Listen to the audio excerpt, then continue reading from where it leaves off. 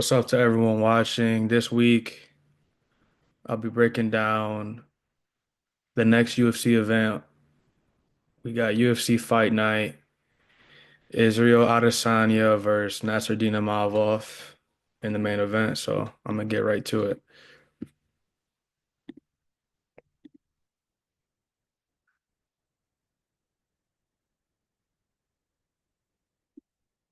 Oops. All right. First fight, we got Hamdi Abdel Wahab versus Jamal Pogues. Pogues is coming off a win against Thomas Peterson, and then Abdel Wahab is coming off that split no contest to Dontel Mays. This is a coin flip for me. We got a younger fighter in Jamal Pogues and the more UFC experienced fighter in Jamal Pogues. 1 inch height advantage for Pogues and a 4 inch reach advantage for Pogues.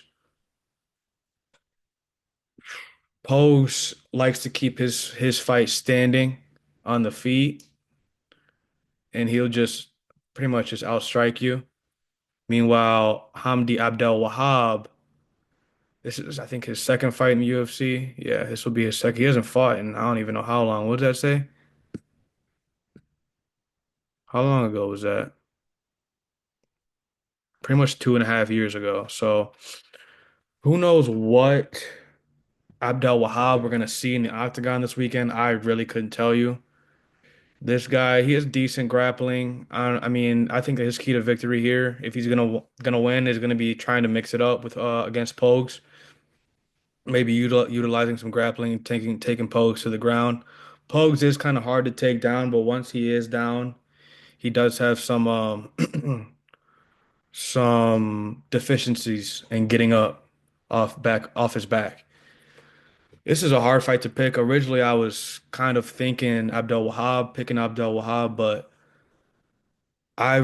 it's hard to pick him because the disadvantages in height and reach and the experience that Pokes carries, and also like fighting, not having fought in 2.5 years, pretty much 2.5 years, it's hard to predict what a fighter is going to look like. Either they're gonna look really good, refreshed, and like at a whole nother level, or they're gonna look like a level below, and that they shouldn't even be in the fight. So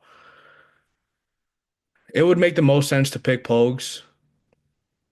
This would be Pogues' fourth UFC fight, and he only lost to Mick Parkin, who's a pretty decent prospect for the heavyweights and still undefeated. So, ooh, this is a hard fight to pick. I want to pick Abdel Wahab, but it just makes the most sense to me to pick Pogues. I can see Pogues just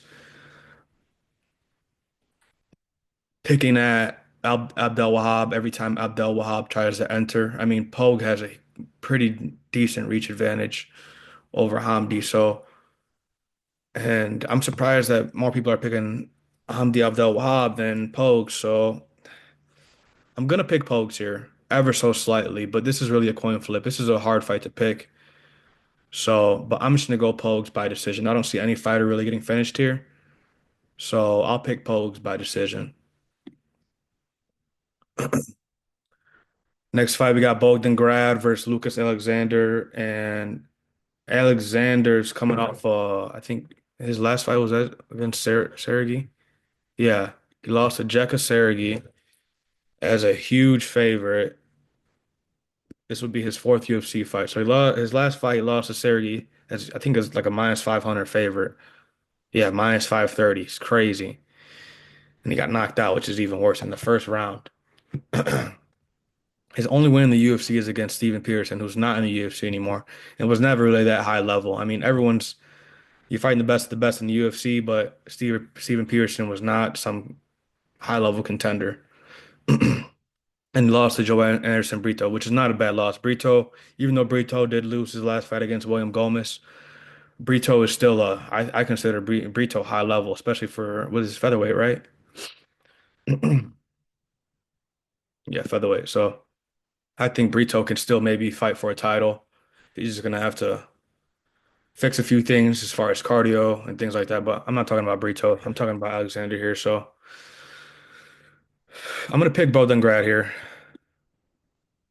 Grad, he lost on the Contender Series. Excuse me. He lost. He got knocked out by Tom Nolan. And then Tom Nolan went to get knocked out by Nicholas Mota in his first fight. So yeah. So he lost in Tom Nolan. He got a couple wins on the regional scene. Then he won again on the Contender Series, which was a close fight. I did think that Grad had done enough to win it. Only thing that happened in that fight was Grad kind of slowed down because his output was so high. His output was crazy in that fight. So that's why he kind of it was a split decision in my opinion. But I still thought that he had won. So I'm kind of confused on why the line is it was where it's at. Maybe books know something that we don't know, or I don't know at least, because I never rated Alexander too high, and I think that Grad is pretty deep. He's decent. I get that he lost and maybe hasn't fought the most high level competition, 13 and 5, 12 and 7. He hasn't fought the most high level competition, but I definitely think he's more technically better than Alexander because Alexander likes to leave his hands down, get hit in the face a lot. So I think that Graz it's technically better on the feet than Alexander. Alexander's going to have a 3-inch height advantage in this one and a 3-inch reach advantage in this one. He's also going to have the UFC experience in this fight, even though it's not that much. It's his fourth fight in the UFC, so fourth fight compared to his first, Grad's first fight. More things play in favor of Alexander. Um, I'm gonna pick Grad here ever so slightly for just I think he's a little bit more sharper technically on the feet. Maybe if Alexander wants to win, he can utilize his clinch fighting, maybe hold wear on Grad because Grad has tended to slow down. So I'm gonna pick Grad here ever so slightly, but I mean it wouldn't shock me if Alexander won because Grad slows down too much. He slowed down in that Contender Series fight, and I wouldn't be surprised if he slowed down again in this fight. So, but I'm gonna pick Grad here by decision. I don't really see any fighter getting a finish here. I would be surprised if either fighter gets a finish here. So I'm gonna pick Grad here by decision. Next fight, we got Jasmine Jasudavicius versus Mayra Bueno Silva, and Bueno Silva's coming off that loss to Mechi Chasson. Before that, she lost the vacant title fight against Raquel Pennington, and Jasudavicius is coming off a win, I think, to Ariana Lipski. Yeah, she beat Lipski, choked out Lipski, beat Fatima Klein, took her undefeated record, and then she choked out Priscilla Cachoeira, which these are decent wins. I mean, experienced UFC fighters besides Klein. Klein is not that experienced, but Lipski and Cachoeira are two experienced flyweights. I was there when she lost to Tracy Cortez. I think that was at UFC Noche, right? The first UFC Noche. Yep, that was at UFC Noche. So I enjoyed watching that fight. That was a fun fight to watch. In this matchup, Jasudavicius will have the 1-inch height advantage and 1.5-inch reach advantage. Mm, I see why the line's where it's at. I see why Brandon Silva is the underdog, but as far as UFC experience goes, I think that Bueno Silva's got her beat. She's got 11 UFC fights compared to Jasudavicius maybe 7 or 8. 8. So this will be Jasudavicius' ninth UFC fight and Bueno Silva's what did I say, 12th? Yeah, 12th UFC fight. So Bueno Silva did not. I get that the maybe most people don't agree with the cut that she had in her last fight and how the fight got stopped, but I think that it was a bad cut and Bueno Silva just didn't look good in that fight. She was looking good against Raquel Pennington, and then I couldn't tell you what happened, honestly. Like she just I don't know what happened. So It's hard for me to pick Bueno Silva in this matchup. I think Bueno Silva's moving down to 125 for this fight, so I don't know how she's gonna look on the scale. Maybe Bueno Silva can win this fight since she's moving down, and I think that Bueno Silva will have the advantage striking, even though we know Bueno Silva is more um, grapple savvy. I still think that Bueno Silva will carry a slight striking advantage, and she should definitely have the grappling advantage. So originally I was gonna pick Jasudavicius, but moving down, I mean it's hard to pick a fighter on a three fight losing or on any losing skid. So two fight losing skid. If Bueno Silva loses this, she'd be a three fight losing skid. So it's hard to pick a fighter that's on a skid. And I was originally gonna pick Jasudavicius, who has been on a good run, but I'm gonna pick Bueno Silva here. Honestly, I really am. I think Bueno Silva's durable, sharper striking, and better grappling. Even though Jasovicius is no slouch on the ground, she's a good grappler herself. I think that Bueno Silva just carries the experience and the better grappling and slightly better striking, as I said. Even with her slight height and reach disadvantage, I think that Bueno Silva should be able to get it done. No one's picking her really, so I'm gonna pick Bueno Silva here by decision, maybe submission, rounds two or three. There's not much to break down in this fight right here. We got Terrence McKinney versus Damir Hadzovic, and Hadzovic, I feel like hasn't fought in a minute. Yeah, his last fight against was against Mark Casey, who's not in the UFC anymore. He last won against Nancy Medeiros, who's not in the UFC anymore. Lost to Renato Moicano. That's when Moicano said he wanted to fight longer, and Hadzovic said, "Oh, you shouldn't have choked me out then," which was funny. I liked it. That was funny. Then he lost to Christos Giagos 5 years ago, who's not in the UFC anymore, and he beat Polo Reyes, who's not in the UFC anymore. So Hadjovic, I think that his he's way past his best years in the UFC. Did put on some fun fights, but I think that he's way past the best years that he experienced for fighting. So McKinney's a huge favorite coming into it. Not I won't say huge favorite, but pretty much a minus 400. And McKinney is not trustable at minus 400. I'll tell you that right now. I don't care who he's facing. He could be facing uh, a 1 hour replacement short notice fight, a guy on the street. I still wouldn't put Terrence McKinney at a minus 400, respectfully. McKinney's coming off that nasty knockout head kick loss to Esteban Ribovic. Think that was that at UFC Noche? No, UFC Noche was Ribovic versus Zell Huber. This fight was the fight night.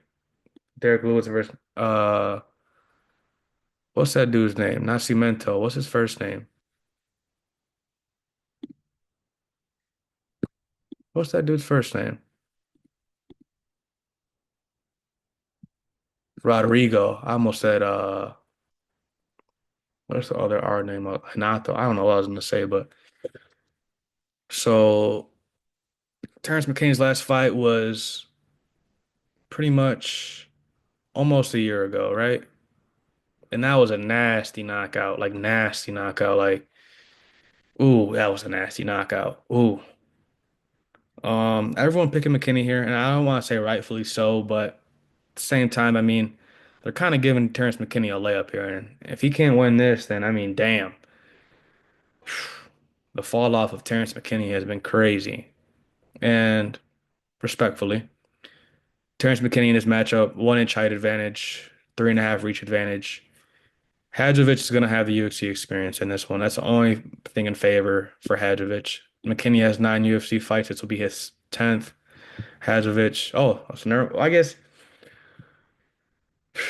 yeah. So both they have 9 fights in the UFC, but Hadjovic has been fighting way longer in the UFC than McKinney. McKinney's last win was over Benner Moreau, which was a good knockout, and then he beat Mike Breeden. good knockout. But I mean, Terrence McKinney has some bad losses, man.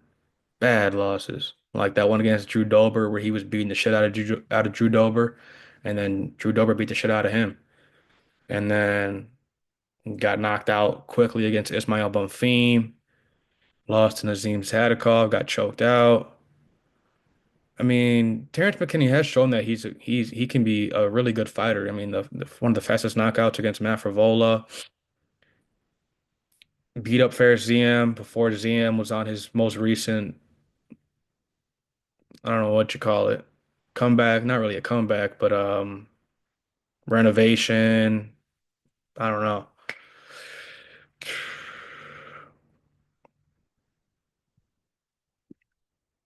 I'm gonna pick Terrence McKinney here. It's got to be like when I'm picking Terrence McKinney in a fight, it's because I pretty much I don't want to say I know that he's going to be able to get the round one finish. And the thing is with Terrence McKinney is that he pretty much is a round one fighter. Respectfully, he would obviously beat the shit out of any normal average man. But as far as UFC fights and 155 goes, if Terrence McKinney cannot get you out of there in round one, he's going to be in trouble for the rest of the fight because he tends to like his output's crazy, his defense is not that good, and he tends to just gas himself out. Like he doesn't even get gassed out by his opponent's pressure or his opponent's strikes, grappling. He just gasses himself out somehow, and I don't understand how he does it. So I'm gonna pick Terrence McKinney here, round one knockout. And that's pretty much every time I'm picking Terrence McKinney, that's my prediction is a round one knockout because other than that, I mean, what he doesn't really get a finish or a win outside of round one. So you see the first round finish rate for Terrence McKinney. Seven submissions round one, seven knockouts. He's pretty much one round fighter. He's been knocked out three times in the first round, subbed once in the first round, subbed twice or subbed once in the second round, and knocked out twice in the second round. So that shows you that those stats right there, if Terrence McKinney can't get out of the first round, he's most likely gonna lose. So I'm gonna pick McKinney here. Again, knocking out Hadzovic in round one. I think Hadzovic is past his time. This would be a good bounce back win for Terrence McKinney. So I'm gonna pick McKinney round one knockout. Next fight, we got Shamil Gaziev versus Thomas Peterson. Peterson just recently beat Muhammad Usman. And Gaziev, he lost to Jairzinho Biggie Boy. And then he came back and beat Don'Tale Mayes in a weird fight, but he did win. UFC in this experience in this fight will go to Gaziev. He has one more UFC fight than Peterson. This will be Gaziev's fourth and Peterson's third. 3-inch height advantage for Shamil Gaziev and a 4-inch reach advantage, 4.5-inch reach advantage for Gaziev. I'm gonna pick Gaziev here. I think that Pearson is tough enough to not get knocked out. I don't think he's ever been knocked out in his career. Okay, he has once in the third round. So, and that's against Waldo Acosta, who's in the UFC now. So, I'm gonna pick Gaziev here. I think that Gaziev will definitely have the grappling advantage here, even though Pearson's not a slouch on the ground himself. He's a good grappler. I think that Gaziev will just have the heavier hands. And yeah, I think he'll just have the heavier hands and more threat of a takedown compared to Peterson. So I'm going to pick Gaziev here by decision. I don't really see any fighter getting a finish here. Maybe Gaziev can find a late finish, rounds two or three, if he doesn't tire himself out, and Pearson does tire himself out. So I'm going to pick Gaziev here, but Gaziev really shouldn't be a minus 400 if you ask me. He should be more like a under a minus 200, maybe a minus 200 at the maximum. So yeah, I'm gonna pick Aziz here by decision. I don't think Aziz or any either fighter will be able to find a finish here, even though they're both heavyweights and should be able. Usually, you would think that they'd be able to knock each other out, but I don't think any fighter gets a finish there. So I'll take Aziz by decision. Next fight, we got Muhammad Naimov versus Khan Offley, and Offley's coming off that nasty knockout loss to Myron Santos on the Ultimate Fighter finale for featherweights. And Naimov's coming off that loss to Felipe Jungle Boy Lima. And I did not think that Naimov was going to lose that fight. I've been picking Naimov in all of his UFC fights since he beat his first. I picked him against Jamie Mullarkey. I picked him against Nathaniel Wood and against Eric Silva. And I picked him against Lima. That was the first time that I was wrong about Naimov. Naimov's going to have a 4 inch reach advantage and a 1 inch or 2 inch height advantage. He's going to have the UFC experience over Conor O'Fley. He's, I think that he's going to have the striking advantage for sure over O'Fley, and he should have the grappling advantage against O'Fley. Only thing that worries me with Naimov is his cardio. He tends to slow down with his output as the fight goes on. That's because he's such a flashy striker, spinning back kicks and things, spinning back kicks, everything. So I'm gonna pick Naimov here. I think Naimov will be able to outstrike O'Fley for 3 rounds, grapple him if he needs to. I've never been too high on Offley. I watched all of his fights in The Ultimate Fighter, and I did pick Offley against Myron Santos, but after that, I can't pick him ever again, honestly. Even if he does win this fight, I'm still not picking Offley. I just don't like Offley, respectfully. No reason to not like him, but I don't know. I just don't like the guy. And I don't like to be biased in my picks. Both fighters 11 and 3.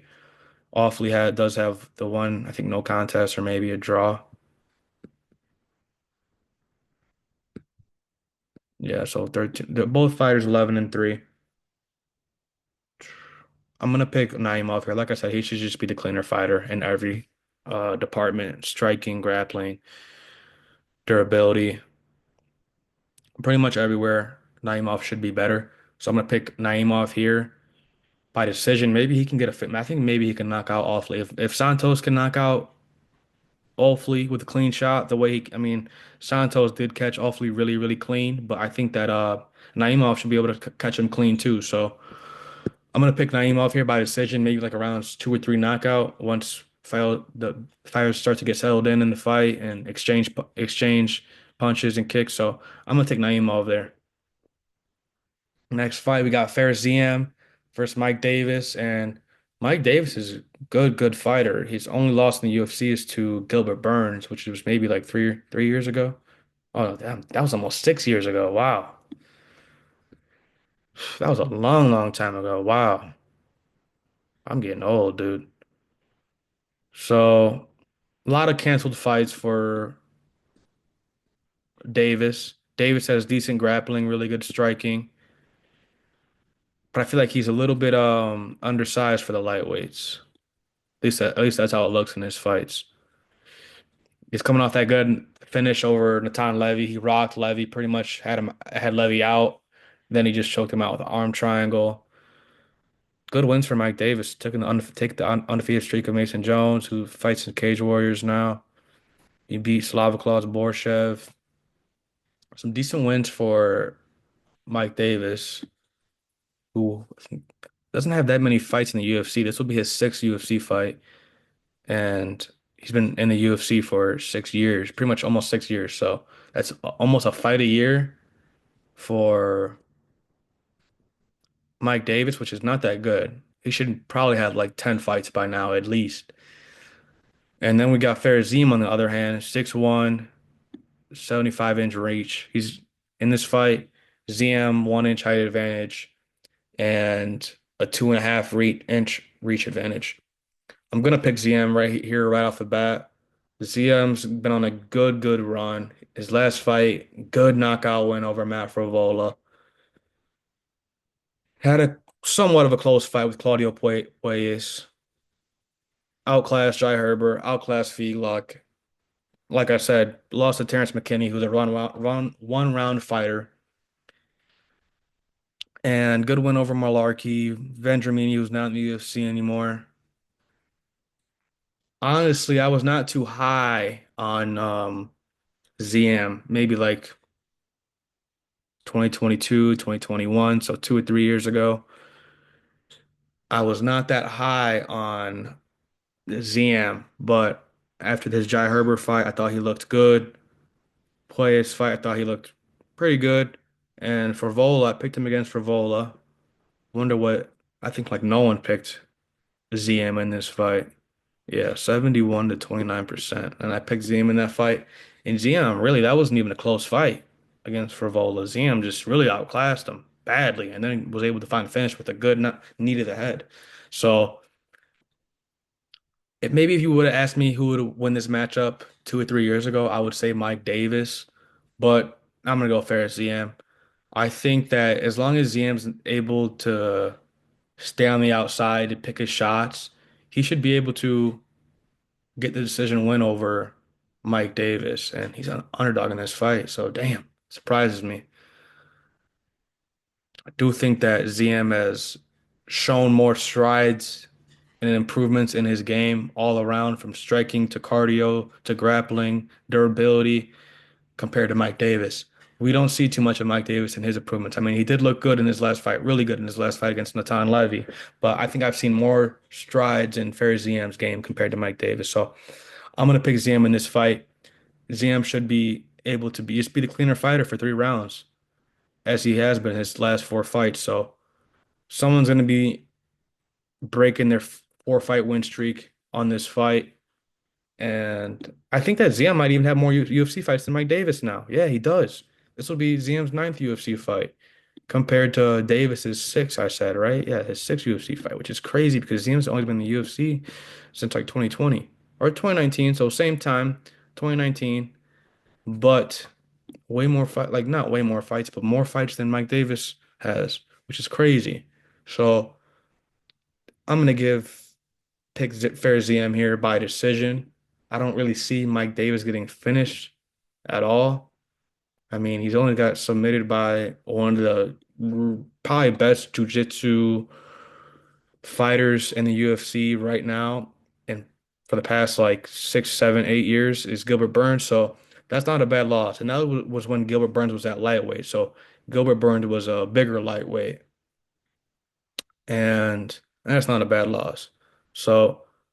But I'm still gonna pick ZM here. ZM should be the cleaner fighter. I'm gonna pick him for a 3 round decision. Next fight, we got Saeed Nurmagomedov versus Vinicius Loke Dog Oliveira. And Nurmagomedov's coming off a win. I forgot to who.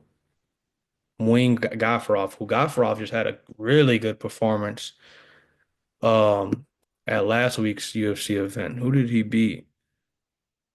Rinya Nakamura took Nakamura's undefeated record. Uh, So, Said Nurmagomedov is a weird fighter. He has some really, really good wins. I get that Said Kakramanov is not in the UFC anymore, but he's a tough fighter and a really good fighter. I think that Kakramanov would beat a lot of 135ers on the roster right now. So I consider Kakramanov a good win for Nurmagomedov. Gafrov's a good win. Maybe a younger Douglas Silva de Andrade. I mean, that's still a decent win, but obviously Andrade is getting older. So Stamen, eh, eh. And losing to Barcelos. I mean, not a bad loss, I would say, 6 years ago. So Barcelos was still definitely more in his prime compared than he is now. And Barcelos just beat Talbot. So I don't consider that a bad loss. However, in the loss to Jonathan Martinez, that made me look at Nurmagomedov differently. I picked Nurmagomedov in all of his UFC fights to win. The Barcelos fight, okay, he lost that first loss in the UFC. It is what it is.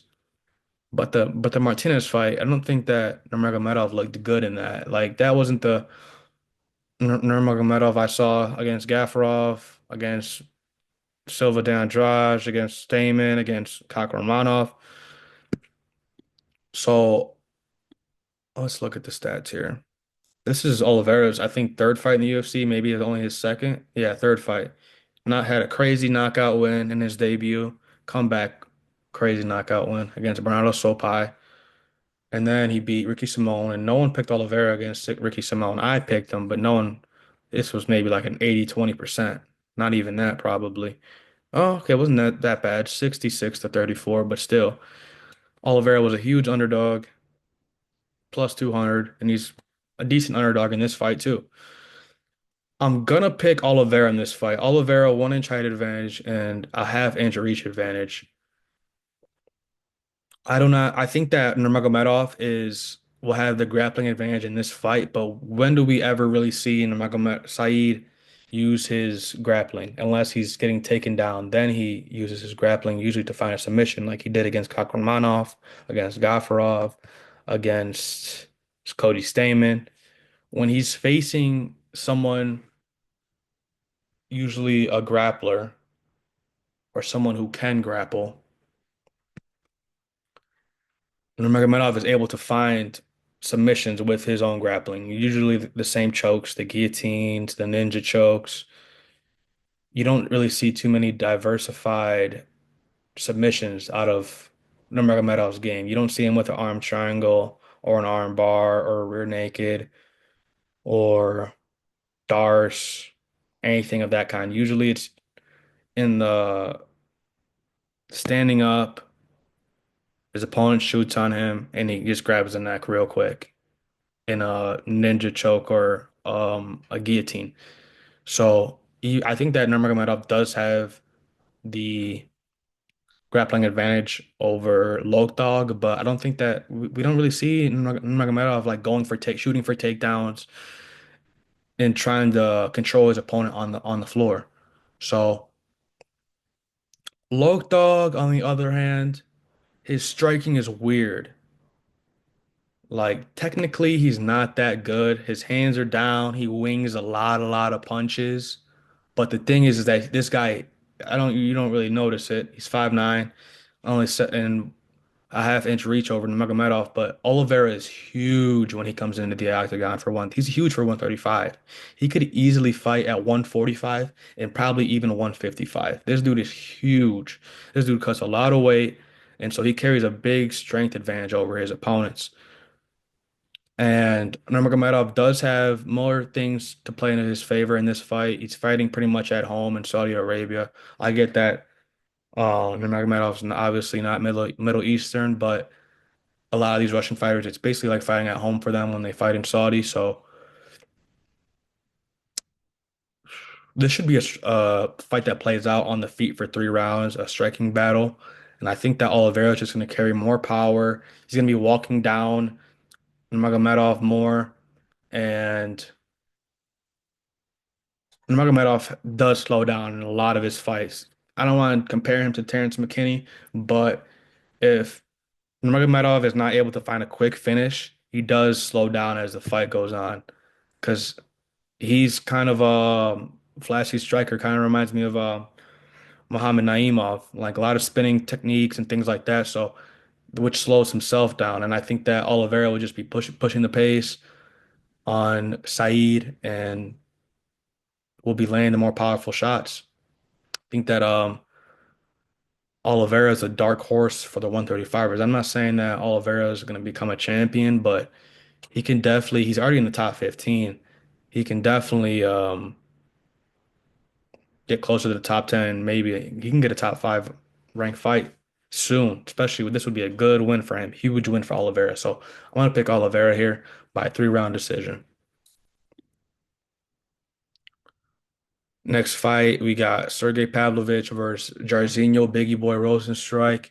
And Biggie Boy's coming off that win against Tai Tuivasa, which was, I think it was a split, right? Yeah, which was should not have been a split decision. And before that, he took the undefeated record of Shamil Gaziev. Pavlovich, 9 UFC fights. Biggie Boy, 14. So Biggie Boy does carry the UFC experience in this fight. Fought the more high-level fighters compared to Pavlovich. I mean, Jairzinho's fought so many heavyweights. He's fought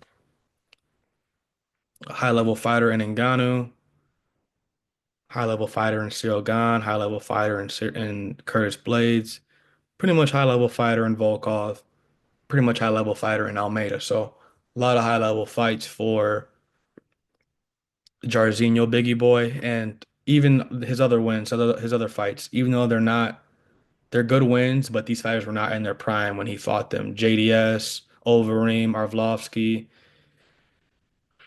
yeah. So, but a lot of good wins for Biggie Boy.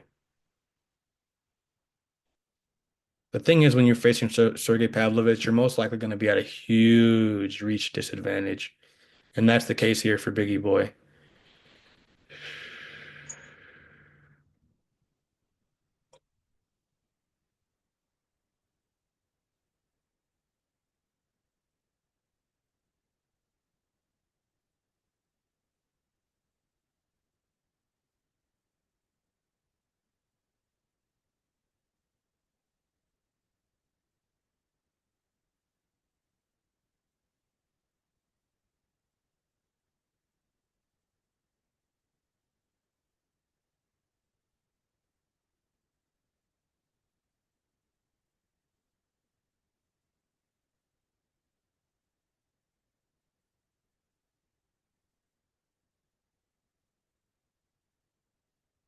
Sorry. So, what was I talking about? The reach advantage for Pavlovich.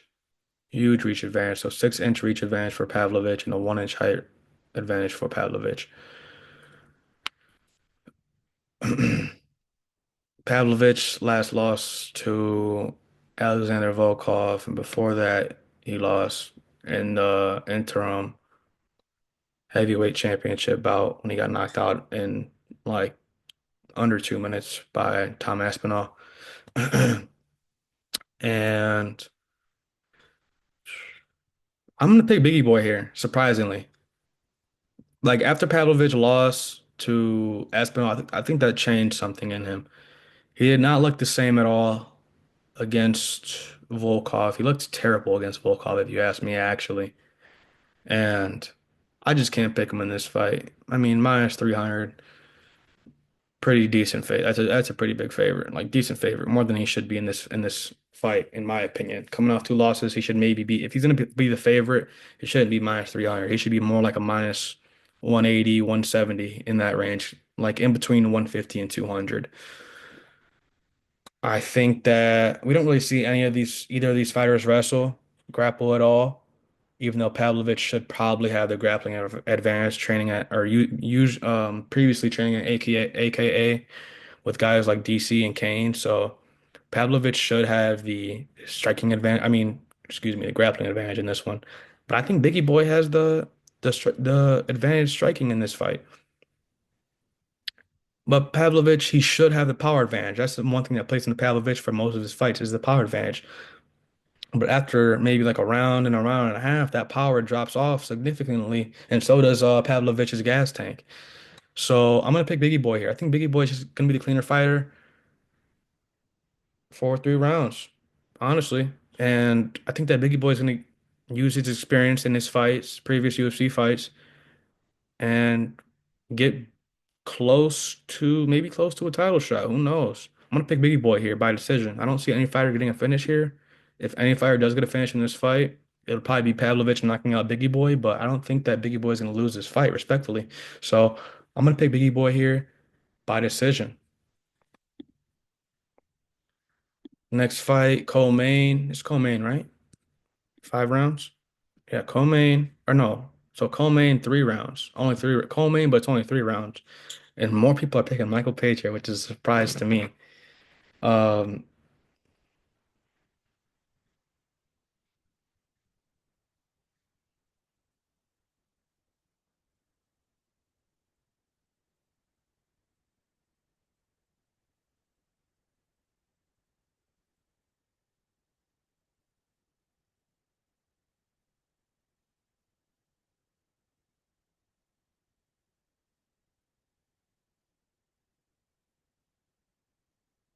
so surprised more people are picking Michael Page here. It really does surprise me. I mean, I kind of get why.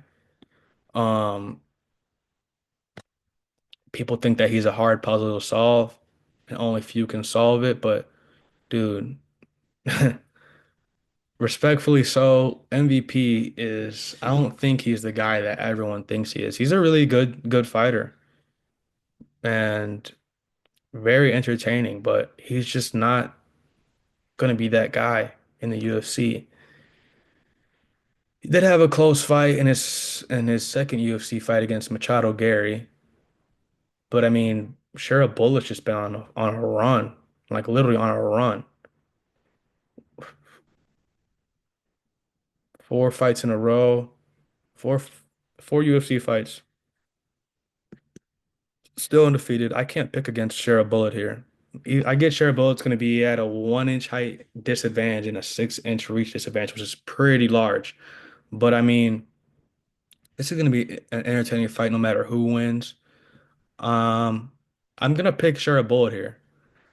Maybe Michael Page is the more experienced fighter, the more tricky, hard to solve fighter. But I think that Shara Bullet's more durable. He's faster and probably even stronger. So I'm gonna pick Shara Bullet here. This should be a fight that plays out on the feet for 3 rounds. And I think that Shara Bullet will just land the heavier shot. So I'm gonna pick Cheryl Bullet by decision. And then main event, we got Israel Adesanya versus Nassourdine Imavov. And Imavov is coming off that win against Brendan Allen, and which was a good fight, but I think that Imavov just slows down too much in all of his UFC fights. And then we got Izzy coming off that submission loss against DDP for the belt. And let me break it down here. Izzy has a 1 inch height advantage and a 5 inch reach advantage. Striking advantage in this fight goes to Izzy, grappling to Imavov. Even though Imavov is not really much of a grappler, I think that Imavov is has the more ability to take the fight to the ground. We've seen Imavov take fights to the ground when he gets tired and things like that. So I think that Imavov does have the grappling advantage in this one. However, I think that Izzy has a striking advantage, and Izzy has the cardio advantage because Imavov, every Imavov fight I watch, this dude gasses hard. Gas against Buckley, gas against Strickland, gas against Olidze, and gas against Brandon Allen. So my brain says Imavov, but my heart says Izzy just because I like Izzy so much. I think that if Izzy does not win this fight, man, he's pretty much done. Um, this should be a fight that plays out on the feet for 5 rounds. I think that Izzy should just be the cleaner striker and more conditioned fighter for 5 rounds. I think that if Mavov slows down like he usually does, Izzy would just pick up the pace, keep it going, land the cleaner strikes. Should be able to win the fight. My pick here is Izzy by decision or knockout. If Imavov wins, it's going to be by decision or submission. Even though Imavov is, we don't really see Imavov choke people out, but he definitely he's a decent grappling, better than most people rate his grappling. He has good grappling. So yeah, I'm gonna pick Izzy here to win the fight by decision. So, and that's it.